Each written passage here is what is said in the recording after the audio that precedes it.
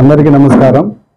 ఈరోజు సాయంత్రం 8 గంటల టైంలో ఒక క్రెడిబుల్ ఇన్ఫర్మేషన్ మేరకు కాజాపాడి రోడ్లో మహమ్మద్ జాఫర్ అనే వ్యక్తి ఈ సిగరెట్ అమ్ముతుండనే ఇన్ఫర్మేషన్ బేస్ చేసుకొని అతని ఇంటికి వచ్చి సెర్చ్ చేయగా మాతో పాటు సహకరించినటువంటి యాంటీ నార్కోటిక్ డ్రగ్స్ టీము మరియు లోకల్ పోలీస్ ఎస్ఐ సలీం ఇటు హౌస్ను ఐడెంటిఫై చేసి వెరిఫై చేస్తే అతను ఈ సిగరెట్స్ సుమారు ఒక 55 డబ్బాల వరకు తెప్పించి అమ్ముతుండే. ఈచ్ డబ్బాలో 10 సిగరెట్ల చొప్పున ఉన్నవి.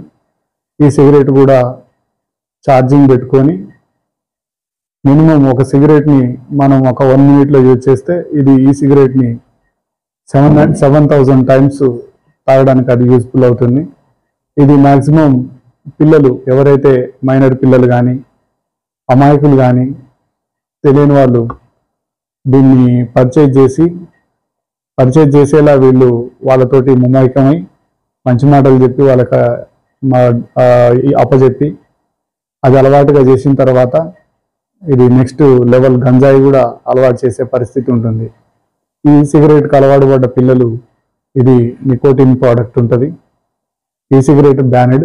ఇది ఎవరైనా కనుక యూజ్ చేసినట్లయితే మినిమం 7 years బిలో పనిష్మెంట్ ఉంటుంది. మరియు ఎవరు ఈ ప్రోడక్ట్ని తయారు చేయడం కానీ నిల్వ చేయడం కానీ అమ్మడం కానీ ట్రాన్స్పోర్ట్ చేయడం కానీ ఇవన్నీ కూడా సెక్షన్ 4 ప్రకారంగా నిషిద్ధం. సెక్షన్ 7 ప్రకారంగా పనిష్మెంట్ ఉంటుంది. ఎవరైనా మైనర్ పిల్లలకు కనుక విక్రయించినట్లయితే 77 JJ యాక్ట్ కింద కూడా పనిషబుల్. మినిమం 7 years ఇంప్రిజన్మెంట్ ఉంటుంది. అంతేకాకుండా ఫైన్ కూడా 5 lakhs వరకు ఫైన్ ఉంటుంది. ఇతను గత 5 వారాల నుంచి సుమారు 50 days నుంచి ఈ వ్యాపారం చేస్తున్నట్టుగా చెప్తున్నాడు.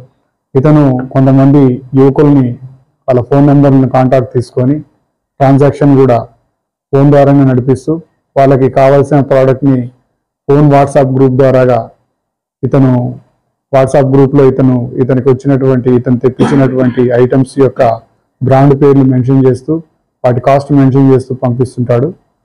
వాళ్ళ పిల్లలకు కూడా అవసరమైనటువంటి ప్రోడక్ట్ వాళ్ళు ఓకే చేసి ఇతనికి ట్రాన్సాక్షన్ అమౌంట్ త్రూ ఫోన్పే కానీ గూగుల్ పే కానీ ద్వారా చేస్తూ ఉంటారు. ఇతను వాళ్ళకి లొకేషన్ చెప్పిన వెంటనే వాళ్ళ లొకేషన్కి ఇతను వెళ్ళి ఈ ప్రోడక్ట్ని అందిస్తూ చెప్తూ ఉంటాడు. ఇలా అందరు పిల్లల్ని ఇలా ఎరగా వేసి పిల్లల జీవితాలని నాశనం చేస్తూ ఈ ప్రోడక్ట్ని అమ్ముతూ ఈ నిషిద్ధమైనటువంటి ప్రోడక్ట్ని అమ్ముతున్నటువంటి ఇతను లాంటి వాళ్ళు చాలామంది వ్యవస్థలో ఉన్నారు. వీళ్ళందరికీ చట్ట ప్రకారంగా ఎఫ్ఐఆర్ బుక్ చేసి చట్ట ప్రకారంగా చర్య తీసుకోవడం జరుగుతుంది. ధన్యవాదాలు.